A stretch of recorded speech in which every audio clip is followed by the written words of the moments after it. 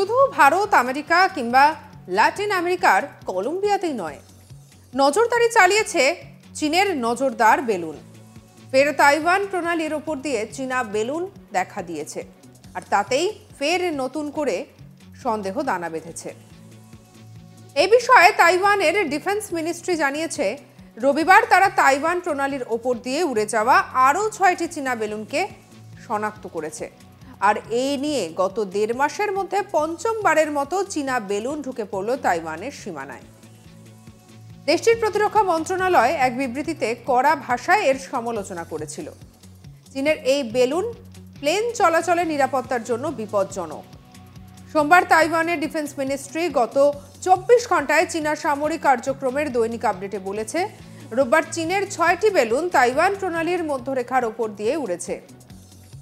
আর এর মধ্যে একটি বেলুন তাইওয়ানের দক্ষিণ প্রান্ত থেকে দেশটি অতিক্রম করেছে। অদৃশ্য হওয়ার আগে বেলুনগুলো পূর্ব দিকে যাচ্ছিল। এক সংবাদ মাধ্যম সূত্রে জানা গিয়েছে, গুপ্তচর বৃত্তির জন্য চীনের বেলুন ব্যবহারের সম্ভাবনার বিষয়টি গত বছরের ফেব্রুয়ারিতে জোরে সোরে আলোচনায় এসেছিল। আর এদিকে সে সময় যুক্তরাষ্ট্র জানিয়েছিল তারা একটি চীনা নজরদারি বেলুন গুলি করে নামিয়েছে। এই বিষয়ে চীন বলেছিল যে ভুল করে চলে গিয়েছে।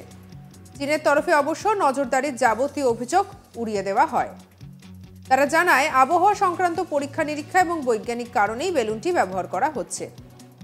চীনের বিদেশ মন্ত্রকের দাবি, এই বেলুনটি হাওয়ার গতির সঙ্গে ভারসাম্য বজায় রাখতে না পেরে আমেরিকার আকাশে ঢুকে পড়েছে। আর এই ঘটনার জন্য দুঃখ প্রকাশ করেছে বেজিং। তারা এও জানায় যে এই ভুল যাতে দ্বিতীয়বার না হয় সেই চেষ্টাই করা হবে।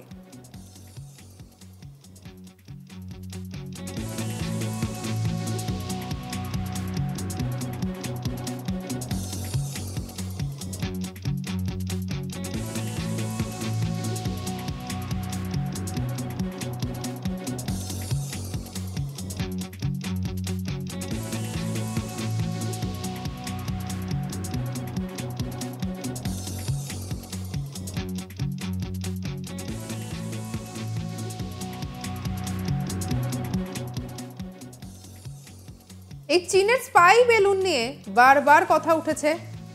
আবার এই চীনরা যে নজরদারি চালাচ্ছে তা কিন্তু এই অভিযোগ এই প্রথমবার নয়, এর আগেও বারবার এসেছে। কিন্তু ঠিক কী কারণে তারা এই ধরনের ঘটনা ঘটাচ্ছে তা নিয়ে সন্দিহান হয়ে রয়েছে বিভিন্ন দেশ। কখনো দেখাচ্ছে ভারতের সীমান্তে তারা উকিঝুঁকি মারছে, কখনো বা বেলুন পাঠিয়ে বিব্রত করছে। আর এবারে একেবারে আমেরিকার উপরে নজরদারি, এই ঘটনাই সামনে চলে এলো। শুধু ভারত আমেরিকা নয়, একেবারে ল্যাটিন আমেরিকার কলম্বিয়াতেও নজরদারি করছে চীনা বেলুন। আর সেই খবর সামনে আসার পরে খুব স্বাভাবিকভাবে চাঞ্চল্য ছড়িয়ে পড়েছে। এই বিষয়ে তাইওয়ানের ডিফেন্স মিনিস্ট্রি জানিয়েছেন, রবিবার তারা তাইওয়ানের প্রণালীর ওপরে দিয়ে উড়ে যাওয়ার সময় 6টি চীনা বেলুনকে শনাক্ত করেছে। এই নিয়ে গত 1.5 মাসের মধ্যে পঞ্চমবারের মতো চীনা বেলুন ঢুকে পড়ল তাইওয়ানের সীমানায়। আর এই জায়গা থেকে প্রশ্ন যে একবার ভুল হতে পারে বা হাওয়ার গতিবেগের কারণে একবার বেলুন ঢুকে পড়তে পারে, কিন্তু বারবার কিভাবে সম্ভব? তাহলে কি সমস্ত ধরনের নিষেধাজ্ঞাকে অমান্য করে চীন বারবার অন্যান্য দেশের ওপরে নজরদারির জন্যই কি এই বেলুন পাঠাচ্ছে? তা নিয়ে উঠেছে প্রশ্ন।